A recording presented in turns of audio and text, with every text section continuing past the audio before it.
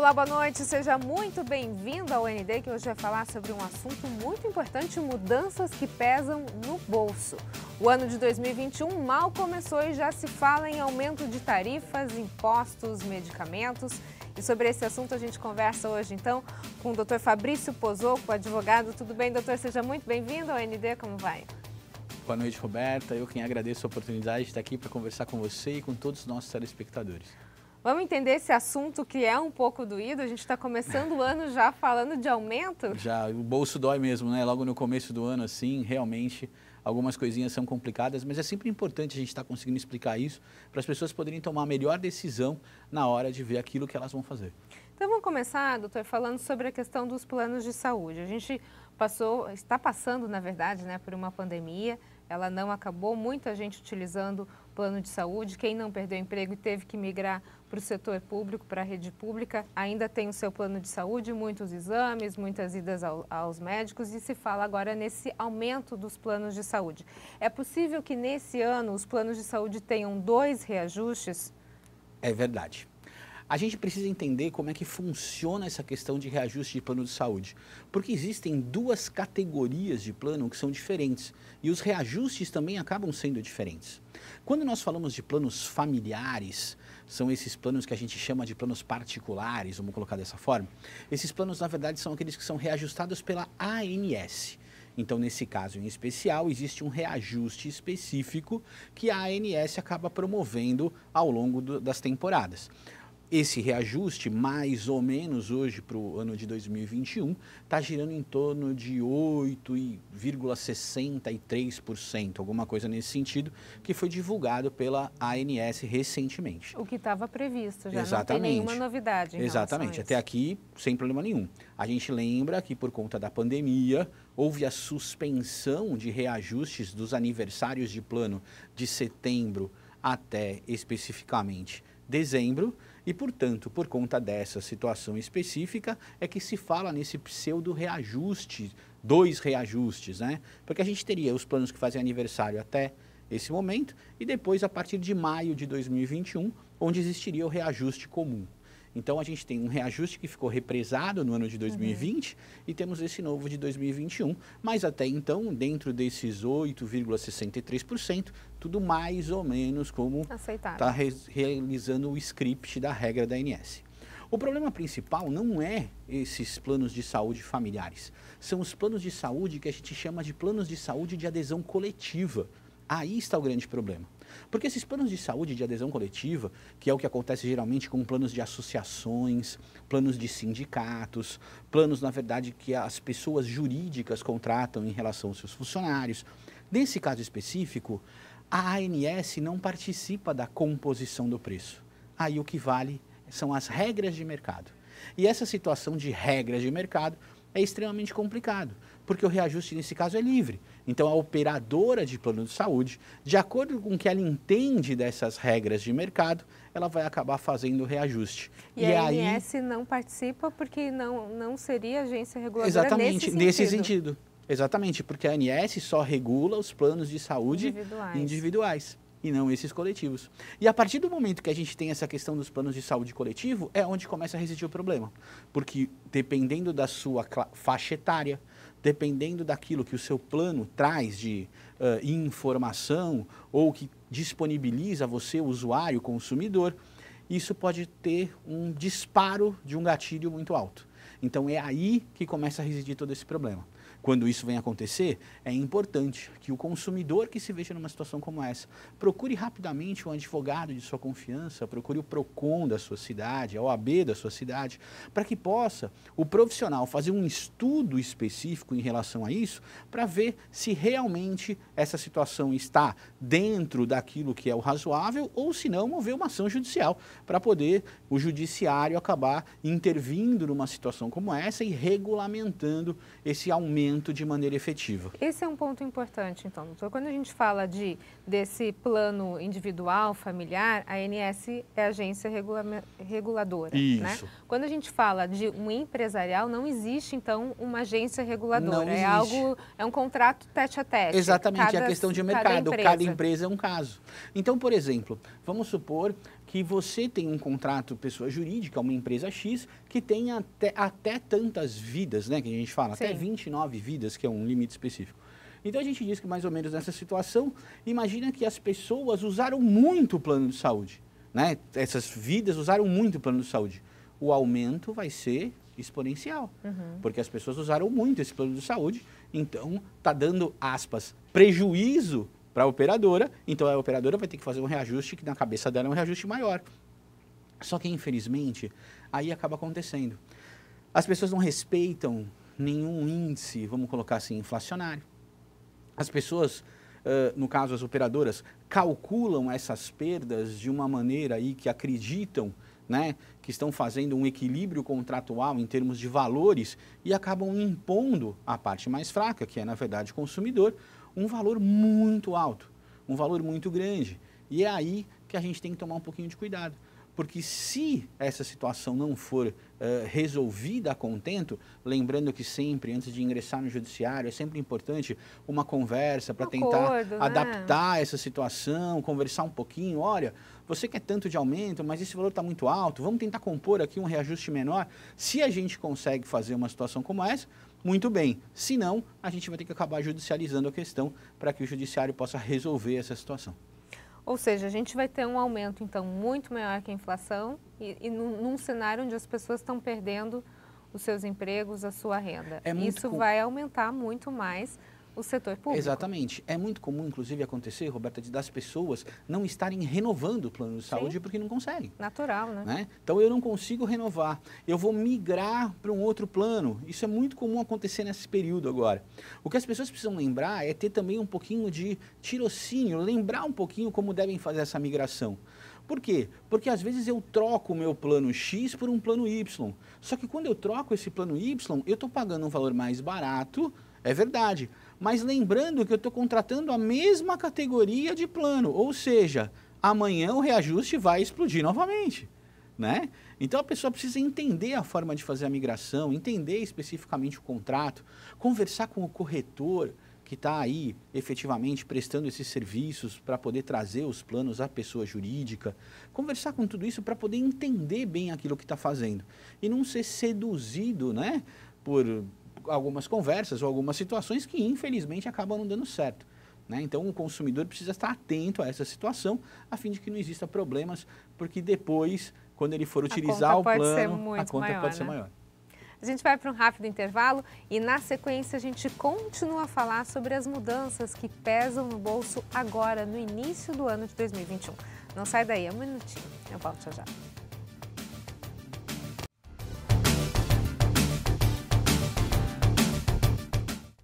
ND está de volta. Nosso assunto de hoje, mudanças que pesam no bolso agora nesse ano de 2021. E sobre esse assunto a gente está conversando com o Dr. Fabrício Pozzocco. Doutor, a gente falou sobre o aumento dos planos de saúde. Outro assunto que está bastante em alta, tem causado uma certa polêmica, é a questão dos medicamentos, né? Eles também ficam mais caros esse ano? Vamos entender o que acontece com os medicamentos. Também acabam ficando mais caros esse ano. A gente teve, num tempo de pandemia, uma situação um pouquinho diferente, onde alguns reajustes foram represados. E aí as indústrias farmacêuticas acabaram não fazendo os repasses para isso. Todavia, a gente tem aí algum problema muito sério por conta desse novo repasse que está chegando da indústria farmacêutica, que chega agora também no início do ano, devido a todos esses problemas de represamento que ficou lá atrás, que tem que ser repassados agora. Ou seja, esse ano a gente vai pagar a conta de 2020 e 2021. Exatamente. Começamos pagando a conta com aquilo que ficou em 2020 por não ter sido aumentado, vamos colocar assim.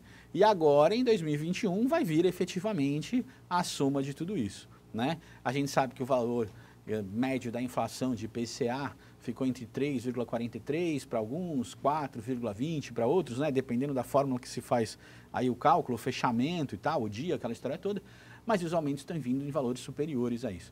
Os medicamentos, por exemplo, a gente tem observado, tem vindo valores de 5,15%, né, um aumento médio, chegando até mesmo a mais de 20%, dependendo do tipo de medicamento e do tipo de laboratório que está sendo aí propenso a emitir esse medicamento e o aumento. Então a gente sabe que existem remédios novos, né, que todo ano são pedidos aí, fazem pedidos para Anvisa para poder ter, né, o registro, e a gente sabe que tem vindo medicamentos em valores aí totalmente absurdos, até mesmo porque são colocados aí atrelados ao dólar, né? E a gente tem um dólar hoje a 5 e parampampam, né? Para a gente não falar aí disparado, né? Alto. Então, 5,60, então a gente sabe aí que está meio complicado essa situação de medicamento. Então Também a gente pode complicado. falar que são dois fatores. Um é o repasse, que não houve em 2020, e também tem a questão da lei da oferta e da procura. Na verdade, eu acho que não só oferta e procura, mas algo mais importante, porque no setor de medicamentos a gente sabe que existe necessariamente uma necessidade muito grande desses medicamentos, né? É lógico que oferta e procura a gente sempre vai ter, né, nessas questões básicas aí numa economia, como por exemplo, a gente tem aí alguns remédios que ficaram famosos na época aí do coronavírus, né, que antes não custavam nada e hoje estão custando muito mais caro, né? Porque todo mundo foi procurar e aí efetivamente sim. Mas basicamente o aumento, a gente não pensa só nessa situação de oferta e procura. A gente pensa, na verdade, nos repasses que a indústria farmacêutica acaba fazendo. A indústria farmacêutica tem um cálculo todo específico para poder fazer esse repasse. Eles se utilizam de algumas siglas específicas, como fator X, fator Y, fator Z, multiplicam isso tudo, né? Existem algumas denominações para esses fatores específicos e aí dessa multiplicação surge o que a gente chama do aumento dos remédios, dos medicamentos.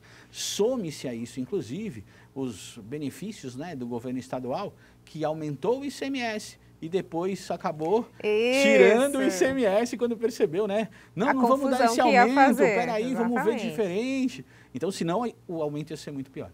Ou seja, a gente tem o fator do governo também, né? Sim. Governo do Estado? Governo do Estado também, assim, existe, né, essa incidência dos impostos, né, da carga tributária. E aí essa carga tributária também acaba ficando muito alta a partir do momento que o governo do Estado quis cobrir um rombo aí específico e acabou aumentando o ICMS todo de algumas categorias específicas, né, de produtos, e depois acabou voltando atrás quando percebeu que a situação teria aí saído do controle. Tomara que não volte atrás, né? É o que a gente espera. É que até agora só ficou na palavra, né? Porque o governo até hoje, por exemplo, não publicou nada no Diário Oficial, né? Dizendo que teria aí voltado atrás nessa situação. Então, né, não vamos mais aumentar, só está de boca. O negócio ainda está enrolado. Por conta disso, a insegurança jurídica desses fatores também do aumento. Bom, já falamos de plano de saúde, já falamos de medicamento. No próximo bloco, então, a gente fala sobre habitação. Não é só notícia ruim, mas lembrando que você pode procurar o PROCON e pedir ajuda a saber dos seus direitos. Então sai daí um minutinho, a gente volta já já.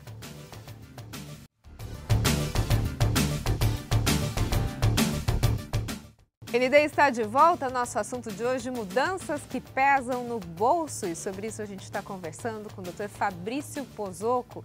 Doutor, a gente já falou sobre plano de saúde, medicamentos, só notícia ruim hoje, né? Aumento triste, nunca é notícia boa, né? Aumento de salário seria uma é verdade. Vamos falar um pouquinho sobre aluguel. Os contratos de aluguel são reajustados como? Só para a gente entender o que está acontecendo com os aluguéis. Então, atualmente, e isso é um índice que é muito comum relacionado ao contrato de aluguel, é até cultural, os aluguéis subirem, né, contratualmente pelo IGPM, que é o índice da Fundação Getúlio Vargas, né? Esse IGPM é um índice que é calculado de maneira diferente da inflação objetiva, que é calculado pelo IPCA. Para que a gente consiga explicar, talvez, para o nosso telespectador de uma maneira mais simples, o IPCA é como se fosse uma foto 3x4. Você está vendo especificamente aquela situação. O IGPM é como se fosse uma foto panorâmica, ou seja, você está vendo toda a situação. Essa questão acaba influenciando nitidamente no reajuste dos aluguéis. Em outras palavras, o IGPM teve aí, efetivamente, chegou próximo a 25%, né, esse reajuste. Uma situação que muitas vezes saltou aos olhos de todas as pessoas que têm os imóveis locados. Para poder resolver uma situação como essa, é sempre bom estar conversando com o locador, com o proprietário, com a imobiliária, porque nos tempos de agora é muito melhor você ter algo locado por um preço um pouco mais baixo do que efetivamente ficar com esse imóvel desocupado. Aí entra a ideia da oferta e da procura que a gente estava conversando. Então, talvez, nesse caso, para a gente poder conseguir resolver isso da melhor forma possível, esse bate-papo é sempre importante.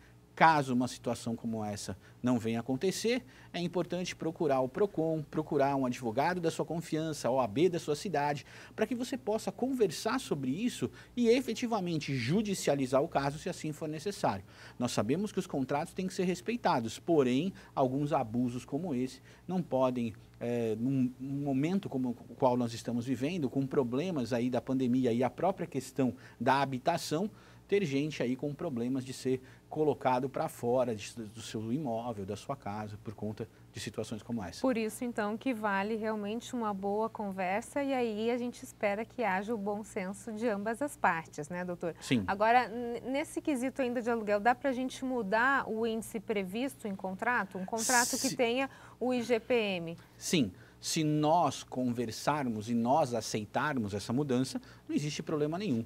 É muito comum, inclusive, que aconteçam reajustes como esse, né? É lógico, como é que a gente resolve uma situação se nós quisermos mudar de índice? Basta procurar um profissional, ele fará um aditamento do contrato, onde constará esse novo índice, já com os cálculos todos resolvidos, e onde a gente vai saber especificamente o quanto a gente vai pagar do aluguel ali para frente. E nessa realidade que a gente está de pandemia, de desemprego, qual seria o índice, então, mais interessante para o inquilino? Eu acho que não só para o inquilino, mas para ambas as partes. O IPCA é um índice bem interessante. O IPCA representa a inflação aí do período, como a gente falou, né? E é isso que o governo faz naquela fotinho 3x4 que ele coloca em termos de mercado.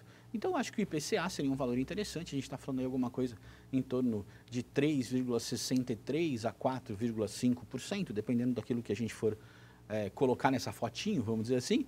Então, é um valor aí, 5%, talvez seja um índice que agregue ambas as partes. Mas o IPCA, acredito, seja o mais interessante. Doutor, a gente está no finalzinho do nosso programa, mas eu acho que um ponto importante da gente falar também é essa questão do financiamento bancário. Muita gente procurou, as taxas de juros estão baixas ainda, né? Está sendo algo atrativo, mas as pessoas precisam ter um pouco de atenção para não entrar em nenhuma furada nesse momento, né? O nosso consumidor, assim, precisa lembrar efetivamente, quando a gente fala de financiamento bancário, que a nossa prestação que nós pagamos precisa caber dentro do nosso bolso, mas o consumidor também tem que olhar para saber se lá na frente ele não vai ter um problema muito grande com isso. O exemplo clássico que a gente pode dar se refere aos financiamentos imobiliários que são feitos com base na tabela Price, por exemplo. É uma tabela que embute muitos juros em relação a esse cálculo, e o Poder Judiciário já até deixou claro que esse financiamento através da tabela Price é um financiamento que traz esses juros compostos. O Supremo Tribunal Federal, na súmula 121, ele deixa claro que não admite juros compostos nessa questão do financiamento. Portanto, isso é uma situação ilegal que acaba acontecendo. E os bancos acabam fazendo um financiamento como esse, que ao invés de auxiliar o consumidor, acaba prejudicando esse consumidor lá na frente. Se isso é um caso, né, dos consumidores que estão aí com esse problema, é importante procurar um advogado da sua confiança, procurar o OAB da sua cidade, procurar o PROCON e tirar as dúvidas específicas em relação a esses contratos, para que se possa aí, né, ter uma situação mais tranquila da habitação nesse tempo que a gente está vivendo. Doutor Fabrício Pozzocco, muito obrigada pelas suas informações, muito obrigada pelo seu tempo, um excelente ano para o senhor. Eu aqui agradeço a oportunidade, Roberta, feliz 2021, tanto para você quanto para todos os nossos telespectadores. Muito obrigado. Obrigada, ND. Fica por aqui. Uma ótima noite para você. Fique agora com o Jornal da Band. A gente se vê. Até mais.